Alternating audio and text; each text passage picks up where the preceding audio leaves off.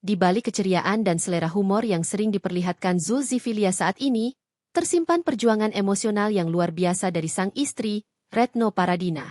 Selama Zul menjalani masa hukuman penjara kasus narkoba di Lapas Khusus Gunung Sindur, Retno menjadi pilar utama yang menjaga keutuhan keluarga. Retno pula yang secara tidak langsung menjaga kestabilan mental sang suami, karena keputusannya tetap setia sebagai istri. Ia mengungkapkan bahwa dukungan keluarga besar menjadi alasan terkuatnya untuk tidak menyerah pada keadaan.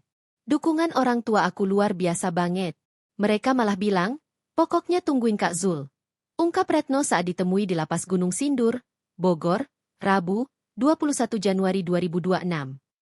Zul menyadari sepenuhnya betapa beruntungnya ia memiliki istri sekelas Retno. Di dalam lapas, vokalis band Zulkiflia ini menyaksikan sendiri banyak rekan sesama narapidana yang hancur secara mental karena ditinggalkan pasangan. Selama Zul mendekam di penjara, Retno kini memegang kendali penuh atas ekonomi keluarga.